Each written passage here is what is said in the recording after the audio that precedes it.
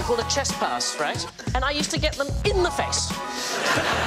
I just wanted to know that she respects the game of netball. What even is netball? Harrison, you are a freak!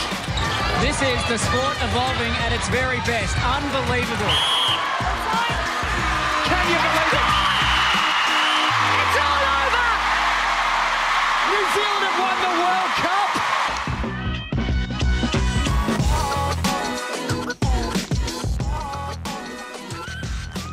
Kia ora, I'm Bridget Tunnicliffe, and today we're previewing the Constellation Cup between arch rivals, the Silver Ferns and Australian Diamonds, starting next Tuesday. To help me do that, I have two guests dialing in from Australia, commentator Sue Gaudion, who's very recently started a new role at the West Coast Fever as a General Manager, Pathways and Performance, and former Super Netball coach Rob Wright, who has recently joined the Northern Mystics as an assistant coach. Welcome. Hello. Thank you very much for having me. Sue sounded impressive with that new title, doesn't she? Yeah. I can't even spell it, Rob. Good. So before we get into the Con Cup, a lot has happened in the Australian netball scene in the off-season, so I wanted to touch on that. Some of the headline stuff over that period before the end of the year. Former Australian Diamonds captain Liz Ellis presented the State of the Game report, which found that netball in Australia is incredibly strong in its numbers and financial resiliency, but the goal now is to make it the number one team participation sport in Australia. Liz Ellis went on to say there was some way to go before the full potential of Suncorp Super Netball was realised. It's clear that Super Netball is not yet profitable, but it should become profitable. And the aim of the recommendations is to ensure that Super Netball starts to generate money to put money back into the system. And that must be the aim of Super Netball, or one of the key aims of Super Netball. As it turned out, earlier this month, Super Netball was given a financial shot in the arm after announcing a new 5-year broadcast rights deal, which sees a shift away from free-to-air TV. The deal enables Super Netball for the first time to pay elite netball players' salaries itself, enabling member organisations and clubs greater freedom to support and promote the grassroots game. So, was it inevitable that there would be a shift away from free-to-air TV?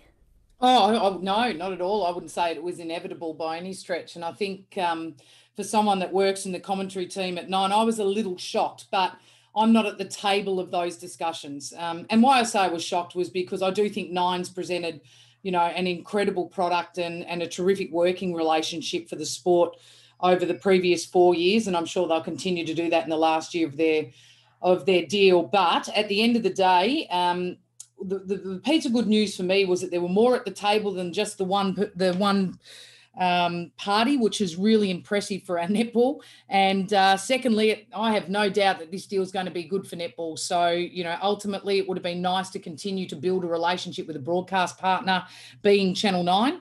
But if we're going to get a better deal, it's more money in the pockets of players and our member organisation, then ultimately it's good for the sport. And let's just hope we can continue to grow the spectatorship. And in December last year, the Super Netball Commission announced sanctions for the West Coast Fever following breaches of the club's 2018 and 2019 salary caps. The players and coach Stacey Mirankovic, who's about to embark on her first test in charge of the Diamonds, had no knowledge of it, but they will have to make up 12 points. In other words, get 3 extra wins to get to the finals this year. Last month, Mirankovic was asked how much of a blow it was. Yeah, obviously there's an emotional response straight up. The reaction from the team, my high performance staff, is, well, what is it that we can control? And we've gone very much down the line as to what's our focus, where do we put our energy? We can't change it. It's about that we get out there and represent the club in the best way that we can. So Stacey's been pretty gracious about it, but when she and the players first found out, they must have been devastated. I think we're all devastated. I think netball was devastated. It's the last headline you want to read in your sport. And even, more sad, I guess, for me at the time, being connected to the club and having no knowledge. So, yeah, when you just sitting here and listening to Stace speak in that moment, I can hear the emotion underneath. But what I love is what a coach does in that moment, and you immediately switch to what you can control and what you need to focus on. And I'm privileged to still be in the training environment with the club at the moment, and I can tell you that all that's taken part over the previous months, and obviously there's a fair bit that needs to shift and change inside the organisation, where we call the off-court side, but on-court, the West Coast Fever look as good as I've ever seen them, and I think that'll keep Stacey really happy. And the club will be in a really good position. I'm thrilled to be in the role and having some responsibility around that and making sure that we get it right going forward. 3 games is certainly a very reasonable sanction, I think, for the blatant cheating from whoever. So I think it was warranted, and I think how Stacey and the organisation has dealt with it has been outstanding. They've just put their hand up and gone, it happened, and we're going to move forward. So full credit to them, and I think good on the competition as well. So let's move on to the Constellation Cup. It's what we've all been waiting for. So you commentated the last game between the sides in October 29 in Perth. Here's a snippet from Sky Sport, just how that played out. Oh, no, that is a terrible, terrible call. I apologise to New Zealand fans. That, my friends, was cleanly Folau's ball. Oh, gee, let's just get on with it. For me, that's just time wasted. And I'm talking the umpire in that situation. That should have been her ball. The players just have to get on with this, don't they? Things are happening everywhere. And it's another contact call. I'm struggling to keep up. Was it a contact call? Folau hustling for front and then gets called for the contact. Gee, once again. Bringing back some memory, Sue. Oh, my goodness. I'd forgotten that game. Yeah, well, obviously, I think people know Sue Gaudion, the commentator, that I speak my mind. I haven't shifted since the day I've held a microphone. So I felt pretty strong about what took place that day. And as commentators, I always think it doesn't matter whether you're sitting in Australia, New Zealand, or anywhere around the world. You're there to call the game without bias. And I don't think I need to explain my comments. They're pretty clear, aren't they? They are, and Nolene Taurua's comments were even clearer at the post-match press conference. She wasn't happy with the fact that New Zealand was penalised 66 times in that game, having averaged 42 penalties over the first 3 tests, and she didn't hold back in the post-match press conference. We are not a 60 penalty team. We got blown out in that first half, which changed the tempo of us. We will take ownership of that. I think as a national body in our sport, we really need to look at the officiating or what the format is. That's the most disappointing thing, that we stoop or that we go to that sort of stuff and we cannot compete and give the 4th test what it deserves, which is the competitiveness out there. I will put up our hand. I thought diamonds were amazing. I just think that there's other areas that actually disappoint me about where we're at in this game. I think the journalists weren't expecting that. I don't know if I've ever heard an international coach be that open about not being happy with the umpiring, but don't you just love the irony of it? Because next week we'll have internal umpires controlling the Constellation Cup for the first time in about 20 years. No one could have possibly known that at that time. Yeah, look, you're right. You can hear Nolene's frustration, and I do sometimes wonder whether, those post-game interviews are the best for a coach when they're coming off the back of something like that. I think we need to say that, our intent is never to upset an individual umpire. I think there was a collective statement that's probably being made by me as a commentator, Nolene, off the back of that game. And Rob, I can remember you and I having plenty of discussions around, the need for neutral umpires. It doesn't matter what country they're from. They wear white to begin with. I mean, this conversation has circled our sport for such a long period of time, and amongst high-performance coaches forever and a day. I get there's a bigger picture that we need to take into consideration, which is around our international development. But I'm also really mindful that we've got the world's best netball competition running in Australia, the New Zealand domestic league that's growing at a rate of knots. You've got the English Super League. And at the end of the day, those umpires need opportunities to umpire the best players as often as possible. And what's about to take place in this upcoming series for me is a great step in the right direction. Yeah, it'll be interesting to see how it plays out. I did talk to Nolene last week. She sort of said that she wasn't trying to get at the actual umpires when she was at that post-match press conference. She was getting at the system, and she almost felt sorry for the umpires because you're almost setting them up to fail. How can you expect an umpire from a lowly ranked netball playing country to be able to control that kind of speed of game, especially if you're not giving them the opportunity to ref, like you were saying, so in those competitions? Duty of care, isn't it? It's a duty of care. And I think, ultimately I'll probably speak the same words as Knowles in that at no stage you ever there to target an umpire. And in the emotion of being a commentator at the time, or in Knowles' role as a coach post-game, that isn't the intent. It is the system. And as I said, this is something that's been discussed for some time. The one thing I will say, and I was pretty strong about this last year, is that it's very easy to point fingers, at those that officiate the game. But when you have a look at the sort of money that goes towards that side of the ledger in terms of the development and their importance, it doesn't even compare to what they're right down the pecking order. Player or coach. Yeah, they're right down the bottom of the list in terms of resources. Yeah. Yeah, terrible.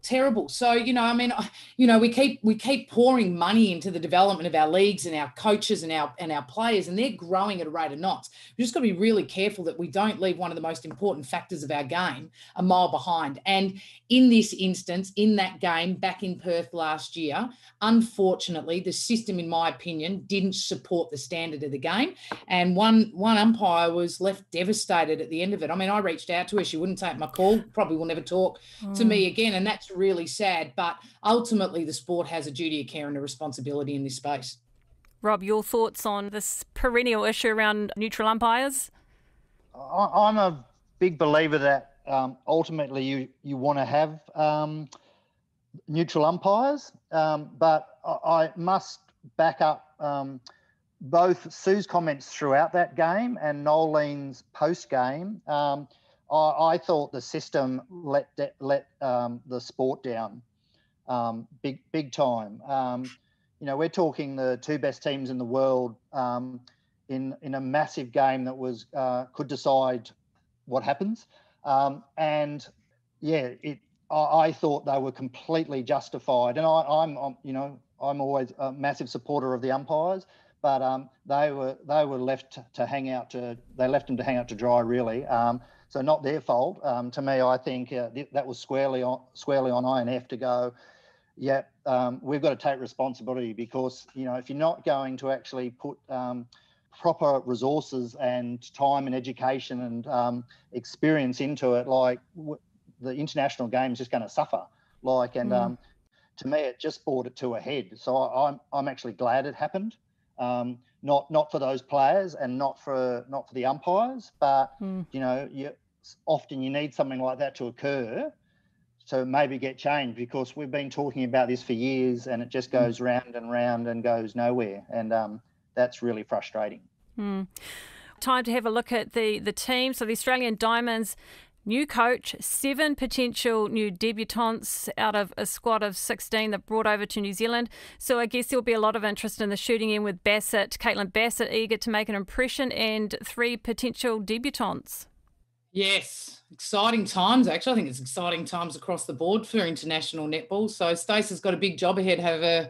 It's not even just that. It's the whole, quarantine scenario that the Diamonds are having to deal with before they even get to the court, which is, I've been speaking to her on a daily basis. It's been quite extraordinary. So, but she says the group are biting at the bit. I'm eager to see the side selected in the coming days before they get to the court. But you know what an exciting time. Debutantes, it's the biggest moment of their life. These players train all their days and hours and years to want to put on a green and gold dress. And for some, that will come to fruition in the coming week. And I just think it's really exciting. But you mentioned the name for me, Caitlin Bassett, and we all know what a horror season she had in 2020. For whatever reason it was, to me, it wasn't one particular reason. It's a myriad of reasons. That said, I've spoken with her. I've never seen anyone want to get out on a court and be the best she can possibly be. And I wish her all the very best. I think she's got a big role to play for the Diamonds in that support network up front. And I'm really looking forward to seeing what she delivers. I think New Zealand fans are really looking forward to seeing Caitlin as well. Rob, who do you think's most likely to start alongside Caitlin? Is this a window of opportunity for Kira Austin? Yeah, and I think, especially coming out of quarantine, it's a tough ask, really. I think they're only out one day and then they're into a test match. Yeah. So I think probably Kira to go with Caitlin. Caitlin to me has stood up forever internationally. Yes, I totally agree with what Sue said. And I think, New Zealand and Nolene acknowledged that, she's expecting Seabass to come out firing. Like, she never underestimates anybody. So, she's going to be there, and I would probably go with Kira in front of her because at least it's a combination that they've worked together, and it's going to be an exciting prospect for them. So Ash Brazel, not available through injury. Gabby Simpson back in the side. Good opportunity for her. Stiff competition, though, with Jamie Lee Price as well for that wing defence position. Or could Price start at centre? Do you have any inkling who Stacey might start with at centre? No, do you know what? I reckon that the whole mid-court opens up some real interest. Obviously I have an insight to Verity Charles. I thought she had a terrific 2020 season. I know what she's done in the off-season. I think she'll push for selection. That'll be interesting. Liz Watson will be there and as strong as ever. You're right, Jamie Lee Price has that ability to run through the middle, and you get a really solid mid-court between her and Lizzie Watson, but sometimes they can be a little bit atypical, the same. So I'm just wondering whether Stace may look to freshen that up slightly. The one person I am excited also to see, and you mentioned her name, is Gabby Simpson. You're right. No, Ash Brazel. We know what she's capable of. She's an absolute superstar on the court, and she's an excitement machine for the fans. Gabby Simpson, for me, I earmarked her in 2020 to have the biggest season ever, and I felt, probably given the circumstances of the hub, I thought she did some good stuff, but I really think that she's going to come out of her shell. I think she's excited by the new Firebirds coach in Megan Anderson. I think there's a very good relationship between her and Australian Diamonds coach Stace Marinkovic, and I reckon Gabby Simpson's going to work really hard to own that wing defence position. I would be really...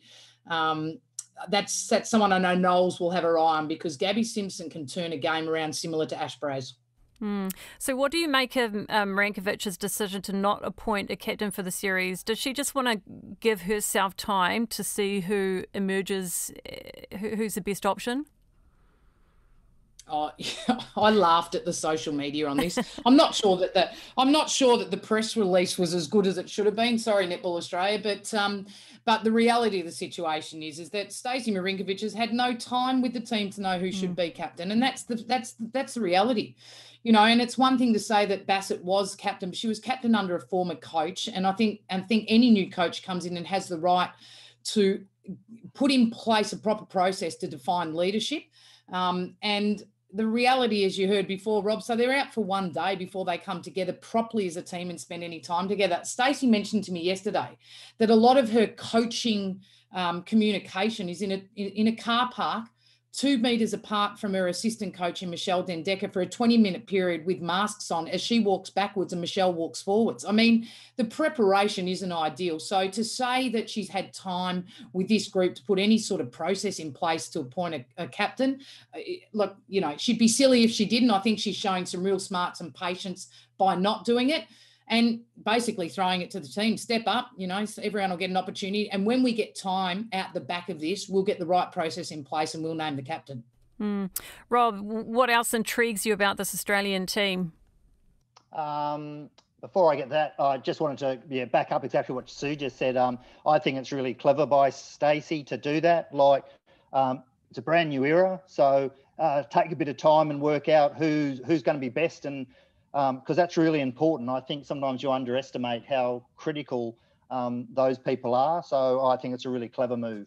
To me, what's going to be interesting is the thing that's really been probably evident of late, which has probably been a bit un-Australian-like, is you look at the last, Australia's lost 3 tests by 1 goal in a row, not in a row, but they're on that streak where all the close ones they've lost. That's right, yeah. And New Zealand did a really good job of running down the clock on those 3 occasions. Oh, smart. I think they've got a fairly good coach there. And yeah, so to me, that's going to be a really interesting situation if that sort of we get into that. I'd love it to occur somewhere early to see how both teams handle that, because it's going to be fascinating. Like, you know, really, we're only a year and a bit away to Com Games, and we certainly know how often these two teams can have those really fantastic close games. So I'm hoping for a couple more and see whether that trend continues or the Diamonds can, make some change. Meanwhile, Silver Ferns coach Dame Nolene Toto has named a mid-court heavy squad of 14 to take on the Diamonds for the series. It means the Silver Ferns will only take 3 specialist defenders into the Cup, while 7 mid-courters have been named, including potential debutant Maddie Gordon. Bailey Mears has been recalled to the side for the series after a long return from injury. Rob, with your Northern Mystics coaching hat on, have you had a bit to do with Bailey yet? Yeah, I have. Even though I'm not in the country, I'm at every session, so it's been quite fascinating. So I've actually been doing coaching sessions and running some coaching sessions by Microsoft Teams, and she is... I'm really, really pleased for her. She's worked incredibly hard after some pretty major knee surgery. And, you know, you just see her results at camp. She's in phenomenal nick, and I'm really pleased to see all that hard work paying off. So, full credit to her, and I can't wait to see her out there. So what do you think of the Silver Fern squad? I think it's quite similar in the sense to the Diamonds group. Some exciting young talent there. Not as many debutants, obviously, but certainly, Nolene's got her eye on the future, and so has Stacey. So that's sort of, that's good. But for me, probably the one I'm looking forward to seeing what she does will be Maya Wilson. We saw how she stood up against the English Roses, but she hasn't had her time on the court in what I say is her new career form against the Diamonds. How does she go? Against the likes of a Courtney Bruce and a Joe West, and a little bit more physical. So I'm really excited to see that sort of matchup. We know what Amelia Ann can deliver. I'm a big fan of Kimura Poi. I love her speed, and even Whitney Sooners, so that's exciting. And as you mentioned, just the 3 defenders. We know what's lurking in the background for the Silver Ferns, but it's a great opportunity for these 3. Jane Watson continues to impress. It's extraordinary the ground she can cover. We know how athletic she is, but she's got her capacity to get up and, she'll worry Caitlin Bassett. And that's the exciting thing for the Silver Ferns. They don't necessarily always have to match height for height. Sulu brings a bit more physicality, and Curran's just continued to grow, So, look, I love this Silver Fern side. I love the Diamond side even more. As you know, I'm biased, but I just think it's exciting, and it's exciting to see the future of our sport on display. Yeah, totally agree with Maya Wilson. I barely saw her flinch last year coming up against the England Roses, the New Zealand men's team. She passed every test for flying colours, but this will be the ultimate test for her to see how far she's come.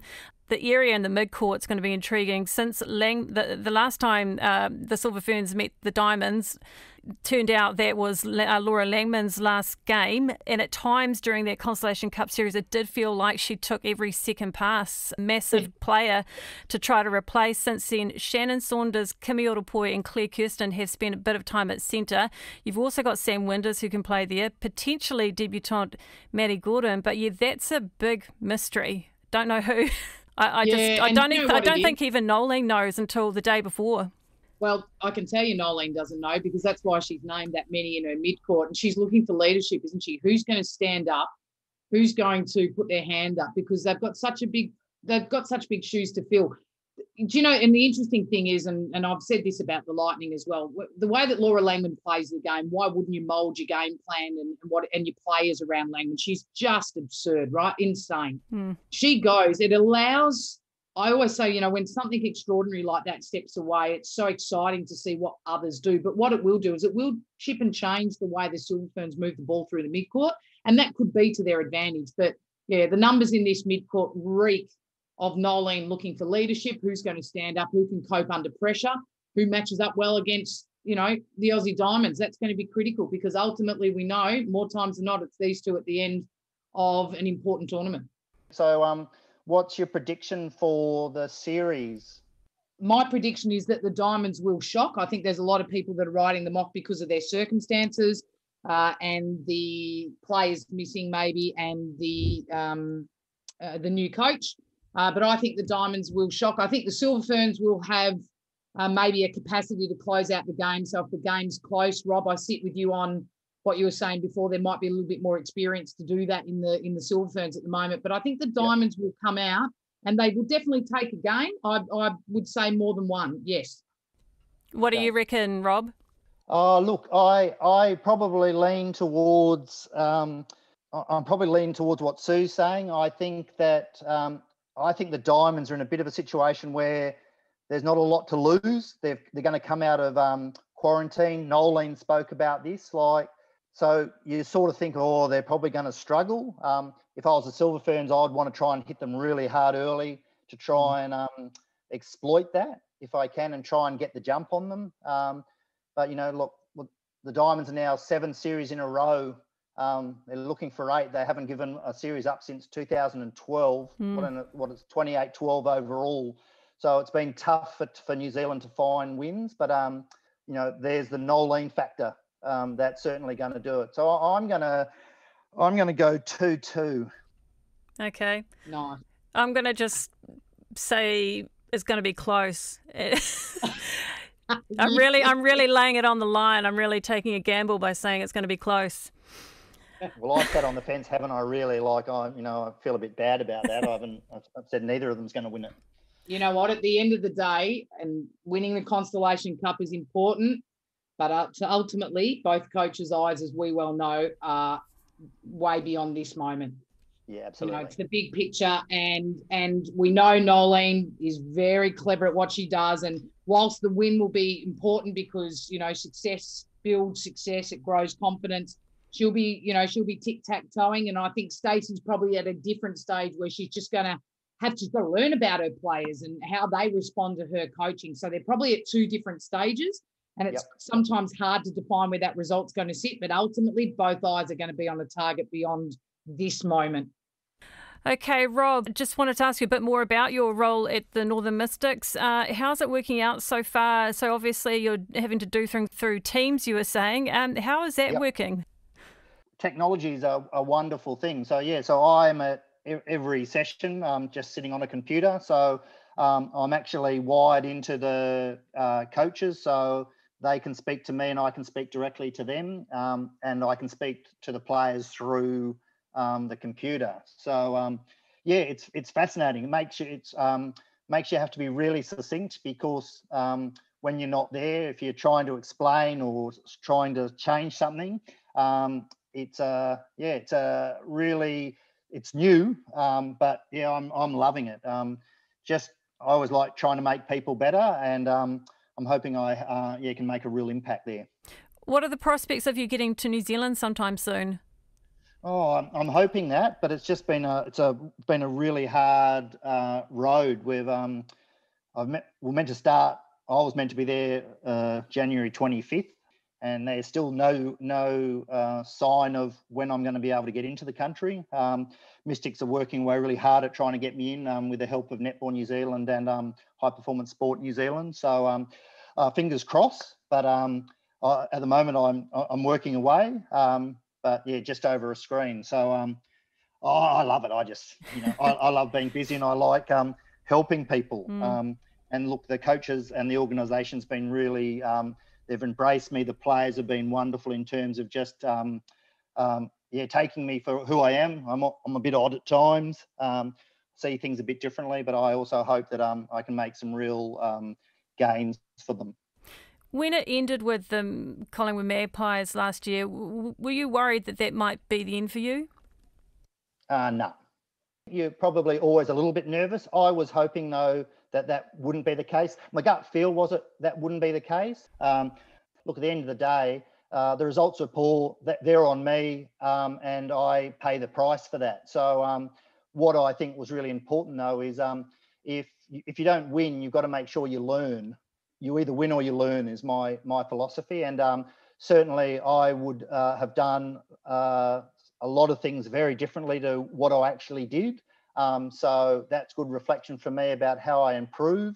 And And look, and it was certainly a tough time for me, certainly after 19. And yeah, so 2020, to be brutally honest, was a disaster for me. And that was of my own making. I'd set it up, and I'd set myself up for failure. Yep, I always think that, things happen for a reason, big on karma. So I get moved on, and I then go, well, I learn and grow and be better for the next opportunity that arises. And I'm very thankful for the Mystics giving me that opportunity. Are you a bit surprised New Zealand hasn't had any male coaches yet at the ANZ level? Given how popular netball is in New Zealand, are you a bit surprised that you're our first? I've always been a very big believer that it should be around your coaching ability. It shouldn't be whether I never wanted to be known as, it's that male coach that's got that role. I wanted to be known as a really good netball coach, not a really good male netball coach, if that makes sense. So I think you have to really make sure that you really know your stuff, that you earn respect, and that takes time. And I've been very lucky to have some exceptionally good mentors that have really helped me. And that's important, because I know that, I don't know everything, nowhere near it. So I learn and I grow and I listen and I ask lots of questions to be the very best I can. And to me, it's hopefully that it's a lot of hard work and perseverance. But if it means that, it inspires not just males, I want to inspire everyone to be a coach. I love coaching. I'm passionate about coaching, and I want to see this sport, no matter where it is in the world, continue to grow and get bigger. This is an amazing sport, and I'm really grateful to be part of it. Rob, I can't believe you're going across to the dark side. It's not a question, it's a statement. Well, I always look at it that if people don't want me over the other side, I will look for opportunity where I can use my skills. If people want to underestimate me or whatever, I really love that, because, I always say look out, because to me, I just want to be the very best I can. And I never compare myself to other people. I just want to be good and I want to help people. And I really do like the hands-on stuff. I think I'm incredibly good technically and tactically. Certainly not so tactically in 2020. I was probably all over the shop. But I would certainly say that's what I really love about the assistant coach. I can get to be creative and come up with stuff that I just come off the top of my head with. So often, as the head coach, as you well know, that there's a whole lot of other things that get in the way of that really good stuff. It's super important, and it's critical to make the whole process work. So yeah, at the end of the day, I love coaching, and if wherever that is, whether it was a head coach or an assistant coach, I would put my hand up and go, yep, if you want me, you've got me. Got one last thing, got to help me out with some Aussie lingo. Sometimes when players get interviewed over the SCN at the end of the game and they've had a bad game, they'll say, I've had a Barry Crocker shocker. Is Barry Crocker an actual person? Yes, he is. Really? Who was Barry Crocker? No, but if you Google Barry Crocker, you'll understand why the word shocker follows it. Just rhyming slang. Okay, I'm going to Google Barry Crocker. Oh, that's so funny. Barry Crocker shocker. That's on page 3 of my book. Come on, not that I've written one, but... Oh. Okay.